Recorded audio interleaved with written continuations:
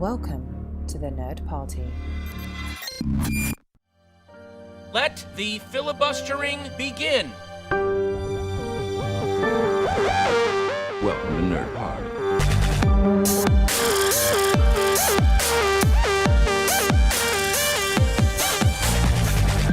Hello and welcome to Filibuster here on the Nerd Party Network. We've got podcasts for every niche from Star Wars, Star Trek and Doctor Who to the films of 1994, A24 and those movies you just haven't got round to watching. And you can find them all on our website, thenerdparty.com, or follow us on Facebook or Twitter at Join Nerd Party. This week it's back to normal. We've traded in the A-list talent that we spoke to at the Edinburgh Film Festival like John Hawkes, Richard Dreyfuss and Danny Boyle for the returning Dallas King. Welcome back, Dallas. Good to be back, and I guess I'm the B-list talent, so I'm happy to be B-list to compared to the A-list. It was a very good selection, wasn't it? It was 2 Oscar winners, an Academy Award nominee, BAFTA nominee, BAFTA winner, I think, as well. It was just, I mean, what other podcast had that talent over the Edinburgh Film Festival? I tell you, none. There was no other podcast. And the producer of the upcoming 4 Weddings and a Funeral TV show as well. So, like, you know, there's something for everyone there. Absolutely, yeah. That's it's you know, we try our best to cover all bases, as you say. Yeah.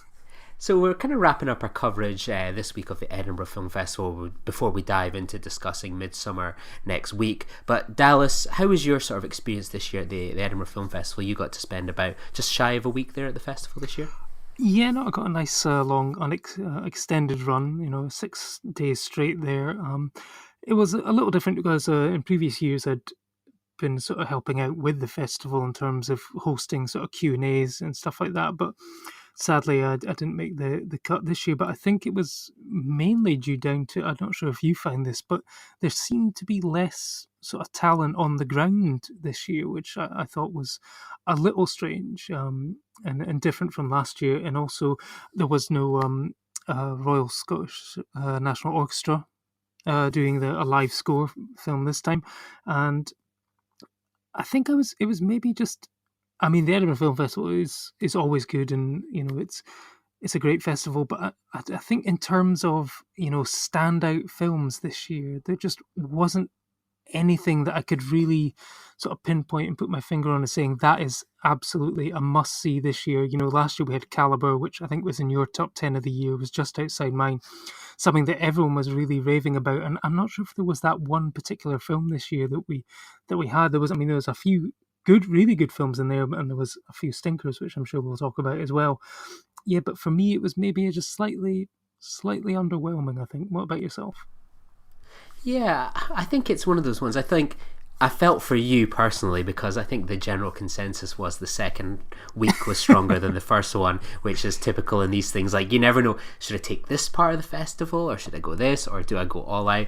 And it certainly felt like the second half had a much kind of better hit rate. There was some days where it was like, oh, this is good film after good film, but yeah, it wasn't sort of a vintage year, but I think that's always to be expected sometimes with festivals. And I think Edinburgh is in a sort of tricky spot that it's too quickly after Cannes to maybe pick up some of the Cannes films that we were kind of maybe hoping for, something like maybe Once Upon a Time in Hollywood or The Lighthouse, for example. It's a bit too early in the year for some of the films that are going to come out in places like London and Toronto and maybe Venice. And it's just sort of in that kind of spot where sometimes it picks up from some things that were a bit earlier on in the year or kind of coming soon. So yeah, I think it was a good year, but not a great year. But as you were saying, there was some films that I saw that I really enjoyed, and a few surprises. Only the one film this year to make me cry. And yeah, I think it was a good year, but hopefully next year it'll maybe be, hopefully there'll be more people we can talk to and interview and so on. That's always a treat when we get that. And we've still got an interview to come, which is embargoed till next week, so keep an eye on our next episode for that. But yeah, I think a good year, but not one that I think I'm going to put up with, say, like last year, which had, as you say, Calibre, which was just a kind of knockout festival. So yeah, it was still good, but I think we'll maybe get a bit more excited when we sort of dive into our top 5 of the festival. Between us, we saw in and around maybe 60 plus films, so we're going to focus on our top 5 and some honourable mentions and maybe give some films a bit of attention as well. So kind of, Dallas, what was your number 5? Was this a hard top 5 to put together, or was it one where it was like, yeah, there was 5 standout films for me? It was Slightly difficult. I mean, there was a lot of. I think in the end I saw it was 22 films during the festival that were part of the festival. I did see two other films, Toy Story 3 and Diego Maradona, which were out. I saw them outside of the festival, and there was a lot of threes. Totaling up three it was like there was a lot of just yeah, that was all right, but there was but I never really got higher than a 4. So I did manage to pick 5 quite well. There was a couple of ones, which I'm sure we'll get onto when we sort of talk about the worst. But I know that you are going to pick one of the films which I nearly had at number 5. So I'm going to let you have that one. So I'm going to go with House. And this is House spelt lowercase h 0 US 3. And it is a Spanish thriller all set in one house about a group of people who sort of work with computers. And there's one in particular who seems to be a bit of a hacker who lurks around on the dark net and stuff like that. And basically, he has gathered all these people here, and it's like, one of these, we get together every sort of 5 or 10 years for a catch up and stuff like that. And he reveals that he's managed to hack into this WikiLeaks file, which contains, something which no one really knows what it is. And he basically reveals that it's a virtual reality app that allows you to see 30 seconds into the future. And everyone's a bit skeptical until certain things start to come true. It does indeed predict 30 seconds in the future. And then they start to extrapolate, well, what could you do if you changed the date in the coding of it? And then they managed to project 3 hours into the future, 3 days into the future. And then their whole world starts to unravel with, well, if we can't be the only ones who've got this, and then certain things start to happen that I'm not going to spoil if you happen to see it. But it's a really sort of good taut thriller. What I really liked about it is it's basically all reliant on the actors. There's no real sort of explosions or dramatic special effects. It's all basically like 6 people round a table talking, and that could be a complete failure, but it really works due to the sort of camaraderie of the actors and stuff like that. And the dialogue is just fantastic, and it's a really sort of taught you, really drawn into the story. And then there's a real kicker in the end as well, which, that's why it landed at number 5 for me. What about yourself? Did you catch this one, or? No, I didn't even sort of hear about this one. I wonder if it's one I'll maybe have to catch in the future. I like sort of that sci-fi concept. It sounds quite interesting. Yeah, no, it's it sort of reminded me of the Invitation, which is still on Netflix. One of those great sort of dinner party movies where all the action takes place within that. But I think it is still I saw that one on the Videotheque, and I think it might still be available on the online Videotheque if you've still got the pass up until the end of July. So I recommend catching that one if you can. So what did you have at number 5? Yeah, this was one that I wasn't too sure. I kind of heard the summary and I was like, oh, that sounds interesting. But I kind of caught this one in the second week after a lot of rave reviews from friends and fellow kind of critics, writers, etc. And that's End of Sentence. So we had an interview with John Hawkes and its director Elfar Adelstein's last week. But this one is about a widow, Frank Fogel, who embarks on a journey from Alabama to the land of Ireland to spread his wife's ashes after she dies from cancer. So their son has just come out of prison, and they're kind of thrown together as they go on sort of this pilgrimage to Ireland to scatter the ashes. I mean, when you hear a plot like that, you think, I've kind of heard that one before, sort of the father and son that don't get on, that sort of have to go to Ireland, and we all know that they're probably going to make up along the way. And there's an element of truth to that. But what I think makes this so great is that there has some real standout moments, some real nice little clever twists, and I think it's a great cast as well. John Hawkes, he is in everything, is just so good. And as I was kind of talking about in the interview last week, if anyone's listened, is there's some real standout comedy moments. There's a moment where the ashes are, I won't reveal why, end up in sort of a blueberry jam glass bottle, and you see them sat on a table, and you see this kind of porter that's going to pass by picking up all the rubbish, and he just picks it up, and it's just one of those little moments where it's like you see it coming. It's almost like watching Jaws. You're like, oh my god, this is going to happen, and like the movie's filled with that, some really good humor, a really nice ending as well. And this was the first and only film this year at the festival to make me cry. I think this is a film that I think, I'll recommend 4 other films here, but this is the one that I can see a lot of people enjoying and enjoying with their families. I think it's a really special film, and I hope it gets the attention it deserves. Yeah, no, it sounds good. That was one, that I didn't manage to catch at the festival, but it's certainly one that I'll check out. It sounds like the one that will probably get a UK release at some point. It might be on a sort of more limited release, maybe through sort of Curzon or something like that. But I expect we will be able to see it in UK cinemas at some point during the year.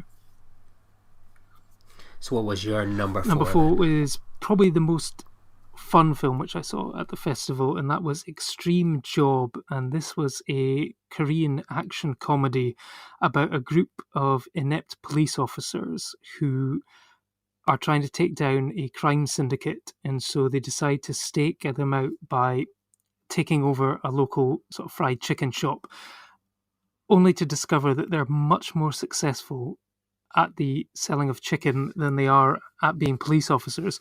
And it's just a very funny, well played action film, and it's just a great fun. I mean, this was the film that probably played the best in terms of press screenings I saw. The crowd were really into it, especially on first thing on a Sunday morning, to get a group of critics and stuff like that laughing away. It was great. The action was well done, certainly in an overly comedic tone, but the actors sold it. It was just really funny, and it was one of the surprise hits for me. It's one that I'd not really heard of. The premise got me about the fact that it was cops selling fried chicken. I thought, all right, I'll go see that one. And yeah, it was one of the great surprises for me. It was sort of we sort of had a couple of great Asian action films. There was another one, Bodies at Rest, which was sort of Die Hard in a morgue. It was very good, but this one with the added comedy, and it was that's what sold it. Yeah, this was one I really wanted to see as well, but sort of as with a few other kind of films at the festival, I was thwarted in my attempts to see. But when you hear sort of a summary like that, you think this one's destined for some sort of streaming service or limited cinema release. It's just got that kind of pitch where it's just like, a kind of stakeout in a fried chicken restaurant. Yep, sure. And you can see sort of people, like a movie like that appealing to out with sort of festival goers. Yeah, no, I think it will. I think it could definitely, if it was pitched the right way, it could find an audience over here. I think similar to way it's got the similar sort of tone to The Host, which was like a monster movie, but it had a comedic edge to it. So I think if pitched the right way, I think it could do very well, actually. So what about... Yeah, my number 4 won't be much of a surprise to people. It was one of my most anticipated films of the festival, and that's The Souvenir. I suppose I should say The Souvenir Part 1, directed by Joanna Hogg and from A24. And it's the story of Honor Swinton, the daughter of Tilda Swinton. She plays a young film student in the early 80s who becomes romantically involved with a rather complicated and untrustworthy man from the Foreign Office. So this one had a lot of pressure for me going in. I've waited for this film for quite a while.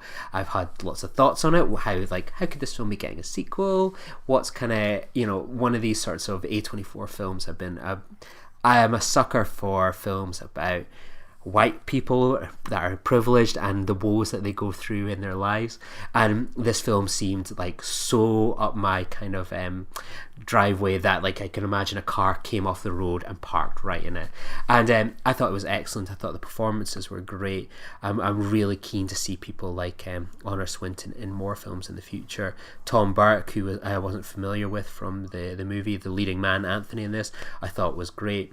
I think the film kind of goes where you expect it to go, but I think that's something we'll maybe touch on perhaps more so in Midsummer next week, is that films that sometimes go where you expect it to go, that's not necessarily always a bad thing, and I think an element of tension can kind of really be built into something like that. So I really like this one quite a lot, and I'm quite keen to catch it again in a few months' time when it's released. Yeah, no, this one is actually my number 2 of the festival. I really enjoyed it. I know there was a few people I think who came out the screening who didn't enjoy it, but for me, yeah, it was right up my street as well. I mean, that's the thing with some of these films. You know the names. You know a brief description of what you're going to see, but I didn't know the full details, and I didn't realize that this was a period film set in the 80s. And when you start off the film and there are all these students sort of lounging around in this flat in Knightsbridge, and she's typing up her screenplays on a typewriter and using a 35mm camera. I just assumed they were hipsters, and that was what they did. And the style of the cinematography was maybe done on like 16mm or something. That's why it had that sort of slightly grainy look. Of course, then it turned out it's a period film set in the 80s, because he talks about the Troubles and stuff like that, and he's involved in the Foreign Office and things like that. And so that was a bit of a surprise to me. I think it was also like the smoking indoors. I thought, oh, it's probably just some private members club. They can probably do that. But I thought Honor Swinton-Byrne was fantastic in this. I think she is a chip off the old block, and I think she's going to go on to have a fantastic career. I don't think she'd really acted before this. It was Joanna Hogg and Tilda Swinton were having a conversation about who could play this role, and Tilda basically said, well, maybe my daughter would be all right. And it turns out, yeah, she's not only all right, she's actually fantastic. And I thought she carried the whole film. I thought she was fantastic. And yeah, definitely big things in the future for her. And yeah, it's going to be interesting, I think, like you say, where the Souvenir Part 2 is going to go. She's clearly trying to become a filmmaker. So I can see there maybe being a sort of time jump in the future, but maybe the 90s or something like that. Sadly, Robert Pattinson won't be a part of it, but I'm sure whoever Joanna Hogg gets to play whatever part he was going to be, I'm sure it's going to be a great film, and yeah, highly anticipated for an A24 sequel. I must say, you are not one of the first people I've heard that kind of came out with that. I didn't realise it was set in the 80s until about 25 minutes, and I heard a few people say that, and I was absolutely baffled by that, because I was sitting there thinking, when people were saying that, I was like, really? Like, it's like when it opens up on sort of Sunderland in sort of the, the 70s and 80s, etc., with the footage, I was like, oh yeah, like, here we go, straight into sort of this period piece. And I was confused of, like, do people think Sunderland is that bad? It still looks like the 80s and so on. And well, I think maybe, yeah, part of me went, well, I guess maybe it hasn't really come on leaps and bounds. It's grim up north. Which is really harsh on Sunderland, yeah, but it is grim. But yeah, no, it was just that, I think, because I hadn't really read too much into the film, because I always like to be sort of surprised. And also with the festival, you're basically sometimes going into films based on a one-line description in the brochure and stuff, and sometimes you can't even remember which film you're about to see. You just know you've got the names highlighted and that's about it, and then you go, oh, hey, this is the one I'm watching. But with all the A24 films, I like to kind of be surprised and not watch too much. I hadn't really even seen the trailer for it, so I wasn't really... I think there was a point when it was like, he said, oh, that photo was taken of me in 1973 in Afghanistan. And I'm like, that can't be right, because, he'd be like 60 now. But then, of course, now it all made sense. So, yeah, it was my own fault for not really double checking. But, there was certain parts of it could have potentially been, hipster. I'm sure we'll discuss the Souvenir in more detail on our A24 project podcast in about 2 years' time. So I look forward to crossing paths again on that one. Yeah, my number 3 was Astronaut, written, directed by Sheila MacLeod, and with for me, one of the best performances of the festival from Richard Dreyfuss. It plays out initially like a sort of reverse Willy Wonka and the Chocolate Factory, if it was Charlie helping Grandpa Bucket achieve his dream, in that an old octogenarian who gets packed off to an old folks' home enters an online lottery to win a seat on the first commercial space flight. And it plays out, the first half does play out sort of very like Willy Wonka, because he gets into the competition, but then the second half is a sort of more sort of a meditation on the sort of hopes and dreams of old people, and the fact that they still have something to offer society, with the knowledge, his particular knowledge of geology and civil engineering helps to actually solve one of the problems with the space flight and stuff like that. And I thought it was just a really sort of tender performance, and the sort of ending of it sort of really got me towards the end, and I thought it was just a great performance. And I think this is one which I think it doesn't have a UK release date yet, but I think it's being released in America in a couple of weeks to sort of tie in with the sort of 50th anniversary of the moon landings. The fascination of going to the moon and outer space is still there. And I think, when we discussed it with Sheila on the podcast a couple of episodes ago, she was talking about the importance of films for an older generation, and with the Marigold Hotels and stuff, there is an audience for the grey pound in the UK, and I think, again, sort of if it finds the right distributor, this one could play quite well, I think. Did you catch this one? Yeah, I wasn't as much of a fan, to be honest, of it. It was, I liked the concept going in, but I wasn't sort of engaged with the plot line as much. And I think if I heard about limestone or something one more time in that film, it wasn't going to be for me. But yeah, I thought Richard Dreyfuss was good, and I think it's one of these ones. I think it would lend itself well to maybe kind of like a TV channel or something like that, sort of the Hallmark channel. And I don't necessarily mean that as a negative. I just think the audience for that film would kind of be found there, I think, to an extent. But yeah, I really enjoyed the interview you guys did with it, and it certainly enhanced my kind of thoughts on the film, even though I wasn't the biggest fan in the world. So yeah, good work there, guys. Yeah, no, I mean, it was great to talk to him. I mean, he had so many great stories. Sadly, we only got sort of about 10 minutes with him, but, you could have listened to him for hours and stuff like that. And we did manage to get that cheeky reference in about the One Show as well, which I thought was always good. And we managed to get in a brief bit about Close Encounters, which there are obviously some parallels to it, but I won't go into them in case you haven't seen the film yet and you don't want to be spoiled on that one. So what are your number 3 and number 2 films? Because I've already got my number 3 was a film called Sons of Denmark. So I'm a big fan of political films where it's sort of behind the scenes, really, like how do people sort of get by in offices, perhaps their family life, sort of inside baseball kind of things. And the Sons of Denmark is a film of 2 halves. So the first half takes place sort of in Copenhagen following a bombing by sort of an Islamic terror group at the time. And what happens is that, as these things often do lead to, racists kind of sort of try and push themselves into sort of the political fold, and sort of a right-wing figure, as you'll be able to draw parallels with a lot of politicians in our own country and abroad that take advantage of these sorts of things. And his political party begins to rise in the polls, and a 19-year-old Muslim chap becomes afraid, wants to do something, protect his family, and he gets involved with a local kind of group, and he is tasked with carrying out an assassination. So the film builds and builds towards that, and then the assassination has failed because someone within that group of Muslim radicals is actually a cop. So the 19-year-old goes to jail, and you think, well, that's the end of the film, but we're only sort of a part of the way film in. And the second half of the film is about what happens a few years after that event. So that politician that he saved from the assassination attempt is continuing to rise in the polls and looks very likely to be elected sort of the Prime Minister of Denmark. And that begins sort of a mousetrap style event of kind of events leading into events where things are going to end very badly for Denmark. Some of the police and many of the people involved in sort of his political policies, and the tension builds and builds towards a kind of pretty shocking climax, but one again that seems like a natural progression, which was really rewarding and builds some real tension in. And this was a real treat of the festival, and definitely one of my favourite films of the year.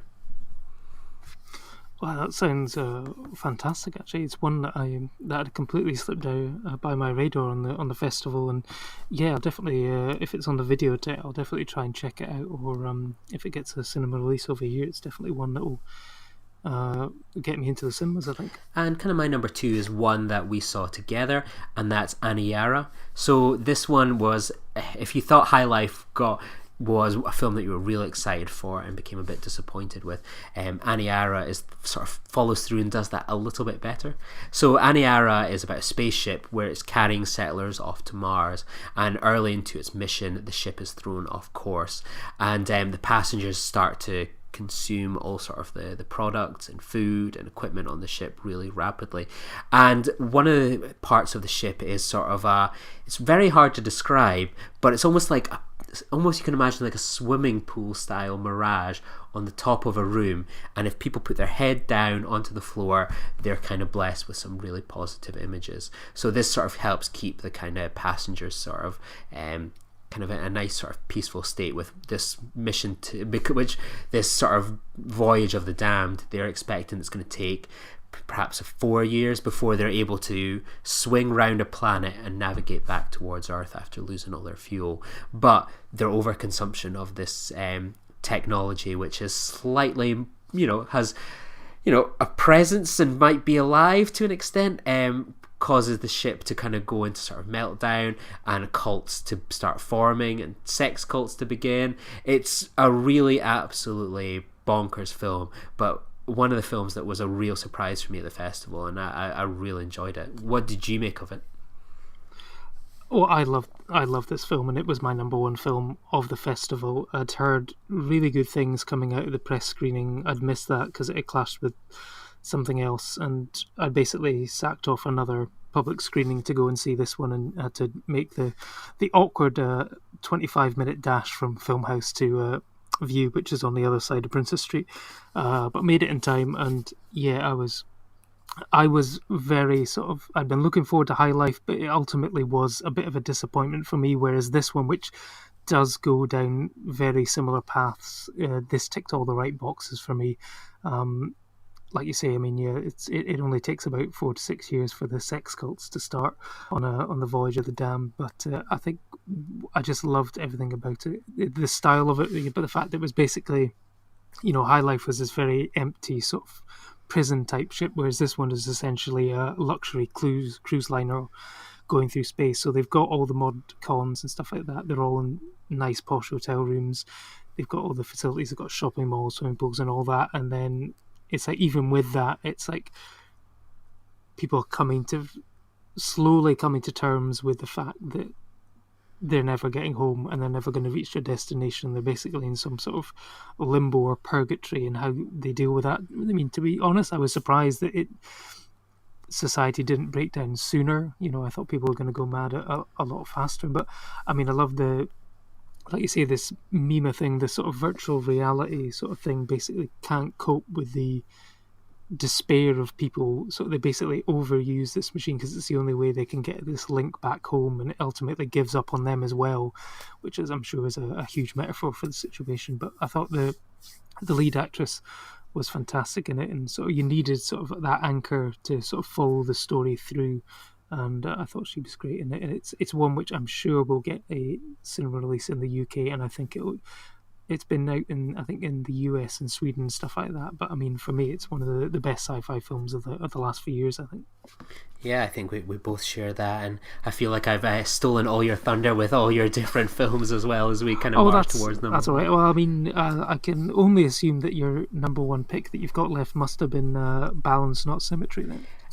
No, that's definitely number one in a certain list, but my number one was another sci-fi movie, and this was one of the absolute big surprises of the festival. I nearly even didn't make this film. I was absolutely shattered that morning, and it's called The Vast of Night. So it's set at the dawn of the space race over the course of one night in 1950s New Mexico. A young switchboard operator and a radio DJ uncover a strange frequency that could change their lives forever, their small town, and all of Earth forever. So, like, as a kid, I was like UFO daft. Like, I would watch every documentary. I would be watching the Sci-Fi Channel religiously when it was like proper, like, old school sci-fi shows and documentaries, and the idea of aliens and UFOs visiting Earth was like this huge 90s thing of, like, captured on camera UFOs.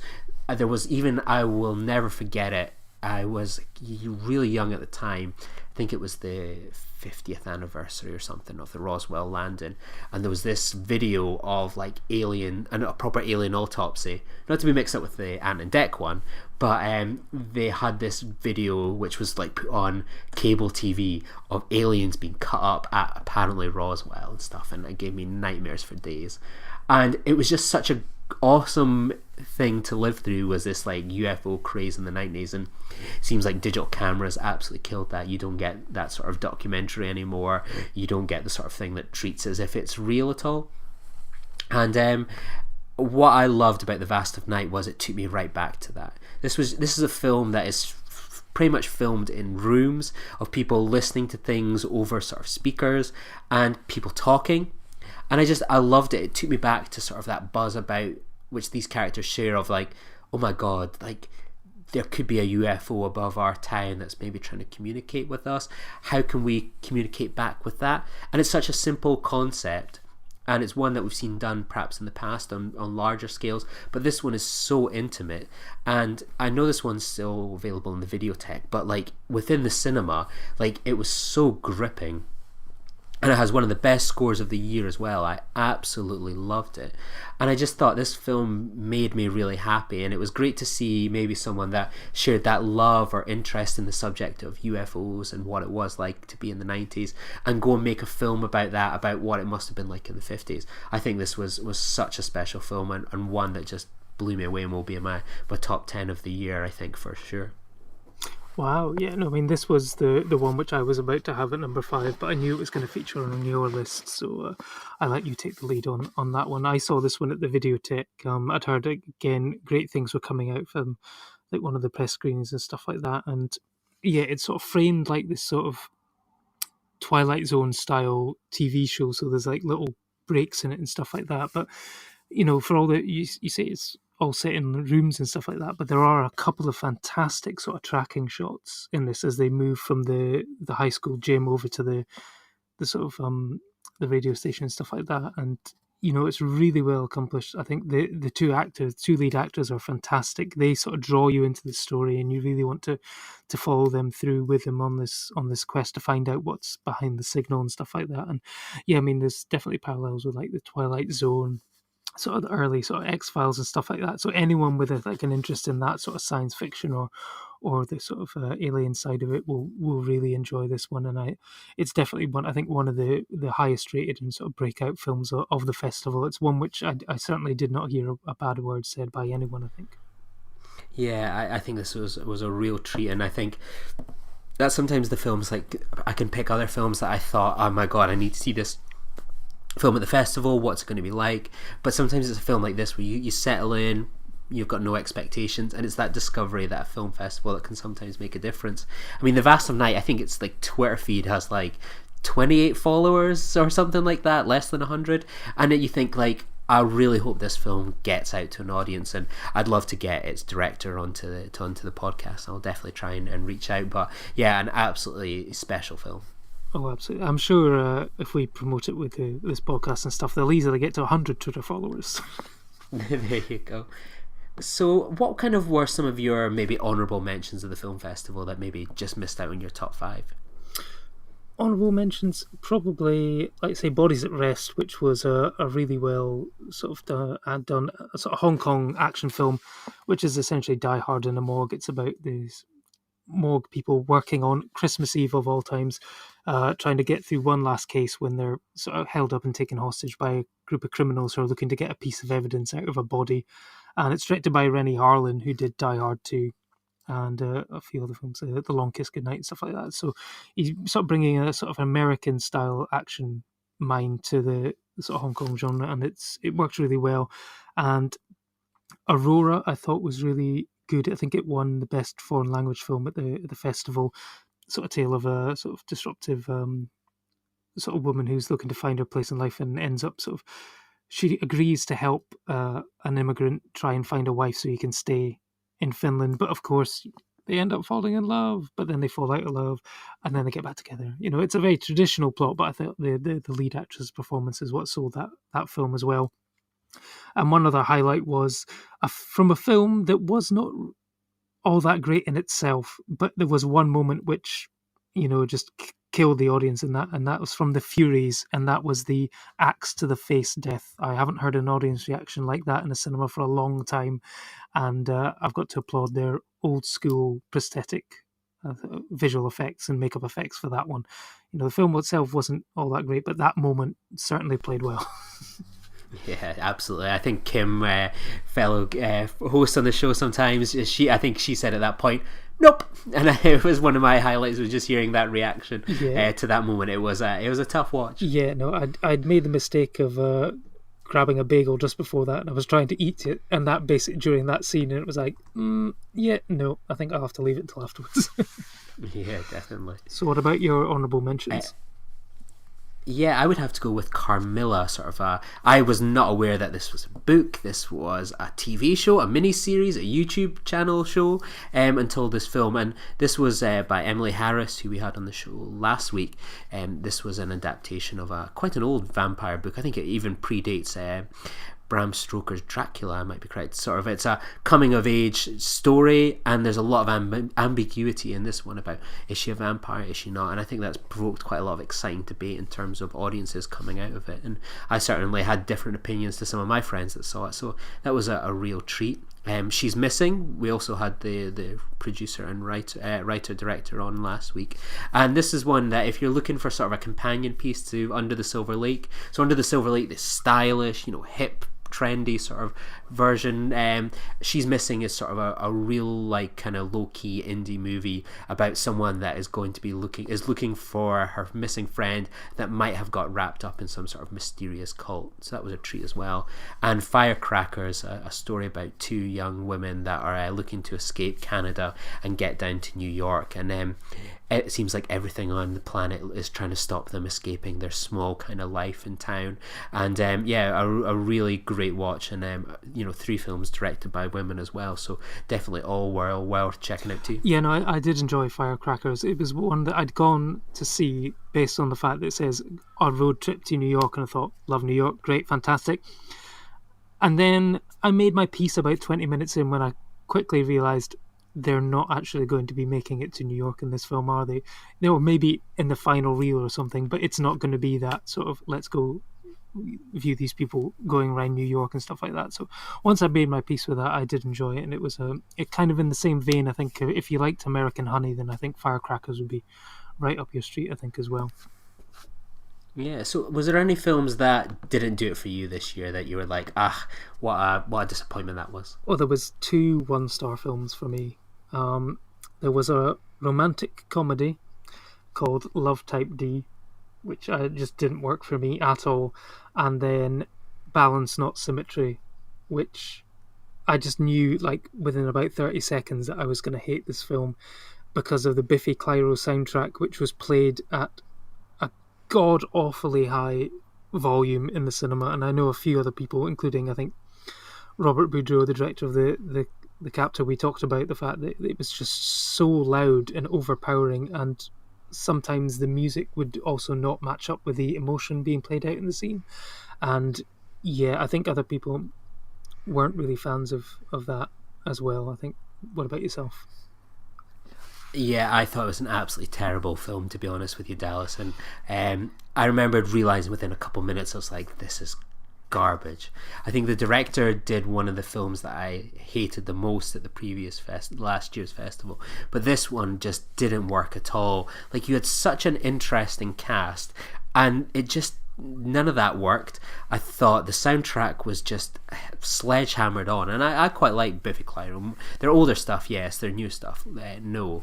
And it was just insufferable. Like, these characters behaved terribly, and I'm all for characters behaving like crap, but this just didn't click at all. It was just a very annoying, irritating film that I have no idea how it got onto the best of the fest list, but I hope I never see this film again. I think sorry, yeah, I think it was the People's Gal as well, but I think I read something afterwards that apparently a lot of it was improvised, and they had like an idea of the scene, but you could do whatever you want. And in the scene, the scenes which were maybe less insufferable were the ones where Kate Dickie or Shauna MacDonald were involved. When it was the 2 younger actresses left to their own devices, it just didn't work at all, which is a shame, because I think it's Brianna Savanti or whatever from the Florida Project. I really liked her in that, but in this, yeah, no, it just no. Yeah. And probably one of my other one-star movies of the festival was Go Back to China. So it's all about a party girl, Sasha Lee, who blows most of her trust fund from her dad, who runs a toy factory. And she gets told that she must come back to China and work in the toy factory for a year to get back her $500,000. This film is like, it would be good on like the Hallmark Christmas channel or something like that, but this film was terrible. I think everyone in the film was unlikable. The family drama was irritating. This was just not a good film at all, and one that I was just watching and I just struggled through. It was not pleasant at all, and I hope I also never see this one again. This is one I caught just to fill in some time somewhere, basically because it was directed by a woman. I was trying to boost my 52 films by women score, and yeah, it was very cookie cutter. Yeah, you could see exactly where it was going to go. It was, we've seen that story before about someone who loses everything and then has to earn it back and stuff like that. And you could tell that she was going to do that from the outset. And yeah, there was no real surprise or mystery about it. And yeah, not great. Yeah, so we talked about like boosting your 52 films by women list. What would be your recommendation this week? This week I was going to pick one of the ones from this festival, and that would be Astronaut by Sheila MacLeod. And yeah, I think if you do get the chance to see it, I think it will be on streaming or something at some point. So it's a sweet, good-natured film. It's not the best film in the world, but I think it will play very well to a certain type of audience. So yeah, that's my pick from the festival. I've gone for one that I think was the surprise film many a year ago at the Edinburgh Film Festival. I could be wrong, and that was The Hurt Locker. Am I right in that claim? Oh, I'm not sure. It might have been. So The Hurt Locker, directed by Catherine Bigelow, who directed Zero Dark 30, a previous recommendation of mine. This film was nominated for 9 Academy Awards, and it was the first ever time that a Best Picture winner came from a female director. So the film follows an Iraq War explosive ordnance disposal team who are targeted by insurgents and show their psychological reactions to the stress of combat. So yeah, an excellent movie, and one that's definitely well worth checking out. It's the origin story of Hawkeye and Falcon.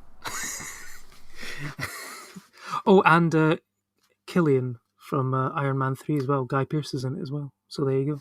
Yeah, it's an MCU prequel.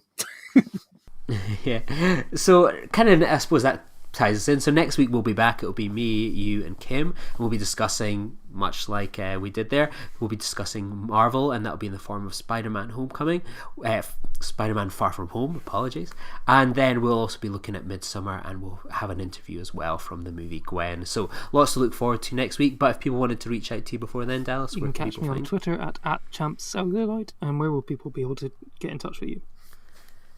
Yeah, you can find me on Twitter at Lee_Nostromo, and you can find us both on our other podcast on the Nerd Party, the A24 project. So we're pretty much every 2 weeks looking at the films of A24. So tune into that one as well. So thanks very much for listening, and we'll see you next week. Bye. Join the revolution. Join the Nerd Party. Welcome to Nerd Party.